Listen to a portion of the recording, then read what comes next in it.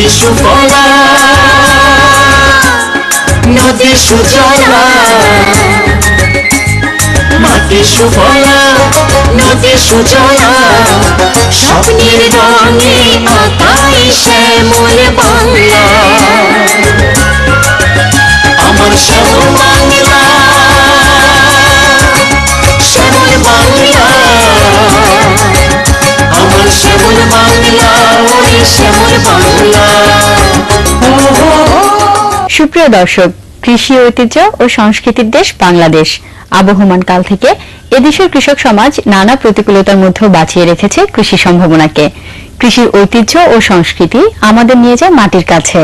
মাটির কাছে থাকা মানুষদের তুলে ধরতে বাংলাভিশন নিয়মিত প্রচার করছে কৃষি তথ্য ভিত্তিক প্রামাণ্য অনুষ্ঠান লালতির বীজ শ্যামল বাংলা। লালতির বীজ শ্যামল বাংলা কৃষির অনুষ্ঠান, কৃষকের অনুষ্ঠান। লালতির বীজ শ্যামল বাংলার আজকের পর্বে আপনাদের জন্য থাকছে মেহেরপুর জেলায় ভার্মি কম্পোস্ট বা কেঁচো সার উৎপাদন কার্যক্রমের উপর একটি বিশেষ প্রতিবেদন। তিস্তা ব্যারেজকে কেন্দ্র করে গড়ে ওঠা হাঁস খামারের প্রতিষ্ঠাতা আজিমউদ্দিনের উপর সফল কৃষক প্রতিবেদন। এছাড়াও থাকছে আমনের ধান খেতে সমসাময়িক করণীয় নিয়ে একটি টিপস প্রতিবেদন।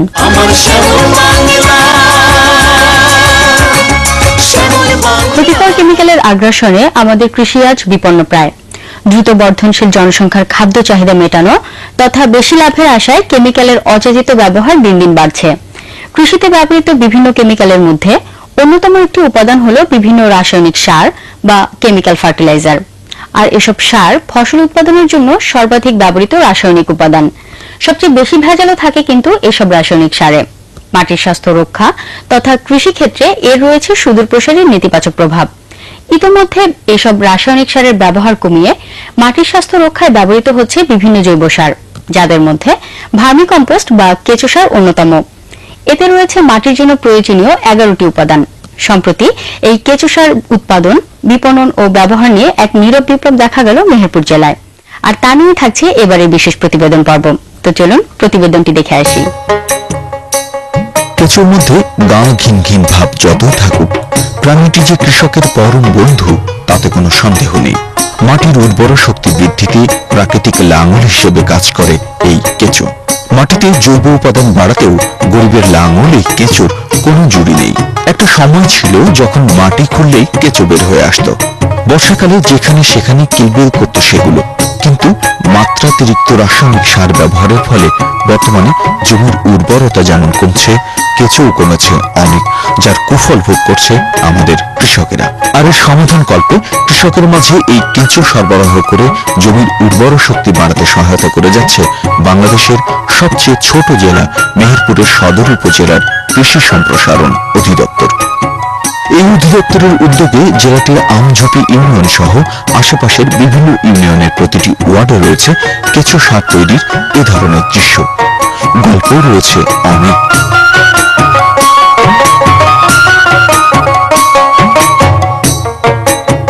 কম্পোস্ট ছাড়াও এই মেহেরপুরের জেলার বিশেষ করে আমঝুপি ইউনিয়ন, এই ইউনিয়নের কৃষকরা ভার্মি কম্পোস্টের দিকে খুব বেশি এগিয়ে গেছে। আমঝুপি ইউনিয়নের প্রায় 200 কৃষক ভার্মি কম্পোস্ট তৈরিতে এখন রত আছে। আমাদের কৃষি সম্প্রসারণ অধিদপ্তরের মাঠকর্মীরা তাদের প্রশিক্ষণ দেওয়া হয়েছে ভার্মি কম্পোস্টের উপরে, এবং তারা স্থানীয় কৃষকদের তারা এইভাবে উদ্বুদ্ধ করতেছে এবং কৃষকরাও ভার্মি কম্পোস্ট উৎপাদনে যথেষ্ট সফলতা অর্জন করতেছে। এবং মেহেরপুরে যে অনেকগুলো এনজিও আছে, এই এনজিওগুলো ভার্মি কম্পোস্টের জন্য কৃষকদের তাদের যে গ্রুপগুলো আছে সেই গ্রুপের কৃষকদের মাধ্যমে ভার্মি কম্পোস্ট করার জন্য উদ্যোগ গ্রহণ করেছে। একসময় এই ইউনিয়নেরই একজন ভূমিহীন প্রান্তিক কৃষক ছিলেন এই আব্দুল করিম। কৃষকদের একটা তালিকা তৈরি করি। তালিকা করার মধ্য দিয়ে আমরা প্রাথমিক পর্যায়ে 30 জন কৃষককে আমরা বাছাই করি। তাদেরকে বললাম যে ঠিক আছে, আমরা আপনাদেরকে বিনা সুদে ঋণ দেবো, যে ঋণের মাধ্যমে আপনারা একটা মানে বিশেষ করে কৃষক অনুযায়ী কাউকে 2টা, কাউকে 3টা এরকম, বা কাউকে 4টি গরু ক্রয়ের আমরা অর্থ দিই। আমাদের যে 30 জন কৃষক, তার মধ্যে কর্মীর সাফল্যটা আমরা প্রথম পর্যায়ে দেখতে পাই। 2000 সালে বন্যার সময় তার নিজ গ্রাম গোপালপুর ছেড়ে ভূমিহীনদের জন্য গড়া আমঝুপি ইউনিয়নের রঘুনাথপুর আশ্রমে গিয়ে আশ্রয় নিয়েছিলেন তিনি। সেখানে উর্মির 1 বিঘা জমি বর্গা নিয়ে ফসলের চাষ শুরু করেন। সে বছর হঠাৎ যখন সারের তীব্র সংকট দেখা দেয়, তখন স্থানীয় কৃষি সম্প্রসারণ অধিদপ্তর তাকে লালা বা লাল জাতের কেঁচো সার বা ভার্মি কম্পোস্ট তৈরি করে ব্যবহার করার পরামর্শ দেন। মাঠ পর্যায়ে আমি কৃষি অফিসারের সাথে পরামর্শ নিলাম যে জৈব সার আমরা কোথায় পাবো।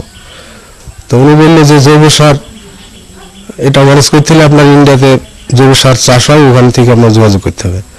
তো সেখান থেকে তো আর কিনে নিয়ে আসতে পারবো না, তো সেখান থেকে আনতে হলে আপনার কেঁচো নিয়ে এসে আপনার নিজে তৈরি করতে হবে। তোমার কথা অনুযায়ী আমি সেই ইন্ডিয়াতে চলে গেলাম এই কেঁচো সার সন্ধানে। কেঁচো নিয়ে এসে কেঁচো সার তৈরি করি নিজে।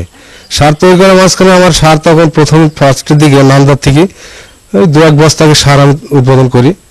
এগুলো নিজে ফসলে আমি নিজে ব্যবহার করি, তাতে ফলাফল খুব ভালো হয়। কেঁচোর প্রজনন ও জৈব সার তৈরির জন্য দেশে 12,000 টাকায় একটি গাভীও কেনেন করিম। শুরু করেন গোবরে কেঁচো চাষ করে সার তৈরির কার্যক্রম। প্রথমে অন্যের জমি ইজারা নিয়ে এই সার উৎপাদন ও ব্যবহার করে কাঙ্ক্ষিত ফল পান করিম। তার সেই জমিতে বাড়তি ফলন দেখে আশেপাশের চাষিরা এ ব্যাপারে উৎসাহিত হন। তারা কেঁচো ও সারের জন্য করিমের কাছে ধর্ণা দিতে থাকেন। তাতে তার আয়ের পথ আরো সুগম হয়। নিজে গরু থাকায় কেঁচো চাষ ও সার উৎপাদনে করিমের তেমন কোনো ব্যয় নেই। শীতকাল ছাড়া সারা বছরই কেঁচোর বাচ্চা উৎপাদন হয়, আর এদের বংশবিস্তার ঘটে খুব দ্রুত। আর এ কারণেই মাত্র 2 বছরে করিমের 20,000 কেঁচো 5 লাখে পৌঁছে।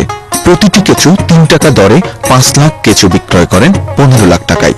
আবার নিজের উৎপাদিত এই কেঁচো সার বিক্রি করেও কামিয়েছেন আরো লাখখানেক টাকা। জৈব সার তৈরি করতে আমার খরচের দিক থেকে খুব কম, আপনার লাভের দিক থেকে খুব বেশি। আপনার নিজের যদি গরু থাকে তাহলে আপনার কোনো খরচ নেই।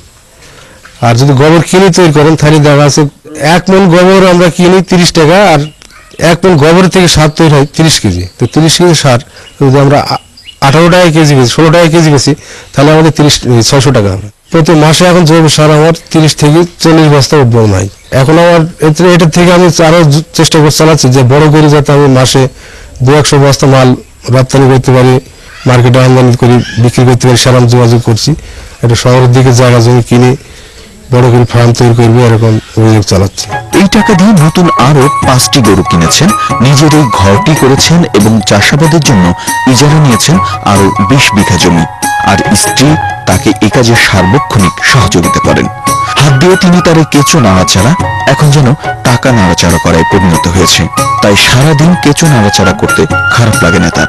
কর্মীর সাফল্যে উদ্বুদ্ধ হয়ে আশেপাশের অনেক বাড়িতে গড়ে উঠেছে এ ধরনের কেঁচো সার বা ভার্মি কম্পোস্ট প্ল্যান্ট। যেখানে মেহেরপুরের মাটিতে এখন জৈব উপাদান আছে মাত্র 1 ভাগ, সেখানে করিমের এই কেঁচোতে জৈব উপাদান আছে 30 ভাগ। দেশের আবাদি জমিতে জৈব পদার্থের পার্সেন্টেজ এখন খুবই কম, যা শতকরা 63 ভাগ জমিতে 1%-এর নিচে। জৈব পদার্থের পরিমাণ বাড়ানো এবং পাশাপাশি আমাদের যে গরুর যে গোবরটা হয় এটা অরক্ষিত অবস্থায় পড়ে থাকে, সেটা সদ্ব্যবহার করা। সর্বোপরি যে চাষি এটা করবে সে আর্থিকভাবে লাভবান হবে এবং আমাদের মাটির যে জৈব ঘাটতি সে ঘাটতি পূরণ হবে। জৈব উপাদানের সাথে সাথে এই সারে রয়েছে মাটির জন্য প্রয়োজনীয় আরো 10টি উপাদান। দেশের বেশ কয়েকটি জেলায় আবর্জনা পচিয়ে এই কেঁচো সার তৈরি করা হলেও এই কর্মী একমাত্র গোবর দিয়ে কেঁচোর বাণিজ্যিক চাষাবাদের মাধ্যমে তৈরি করছেন উৎকৃষ্ট মানের জৈব সার, যা আমাদের দেশের জন্য একটি অনুকরণীয় উদাহরণ। সোয়ারফাজা ব্লক যারা চাকরি করে কৃষি অফিসে, তারা আমাকে এটা নিয়ে মাঝখানে তুলে ধরে, সংসদ ভবন পর্যন্ত এটা তুলে ধরে। প্রধানমন্ত্রী আমাকে এটার ব্যাপারে পুরস্কারও দিয়েছে। আর দেশ বিদেশে বাংলাদেশে যত জায়গায় প্রতিটা জেলাতে এটা এখন বর্তমান তৈরি হচ্ছে কেঁচো সার। বিভিন্ন এলাকাতে আমি এটা প্রশিক্ষণ দিই, আর মাসে আপনার 3-4 বার যেসব এলাকায় তৈরি করি সেখানে তারা 2-10 হাজার টাকা খরচ করি সেমিনারে। ডিসিপির সঙ্গে তাদের দাঁত করি, তাদের মিটিং করি, তারপরে সেই জায়গাটাতে আপনার মিটিং করে প্রচার করা হয়। জনগণ সেখানে না হলেও আমাদের সেমিনারে 50 জন 100 জন হাজির থাকে, তারা এসে এইগুলো সময় দেখে, তারপরে তারা নিজেরাও তৈরি করার উদ্বোধন তৈরি করছে এখন এই কেঁচো সার। স্থানীয় কৃষি সম্প্রসারণ অধিদপ্তর ও ব্যক্তি উদ্যোগে মেহেরপুর জেলার এ ধরনের কর্মকাণ্ডের মাধ্যমে আমাদের দেশের সামগ্রিক কৃষি আরো এগিয়ে যাবে বলে আমাদের বিশ্বাস। আমার শ্যামল বাংলা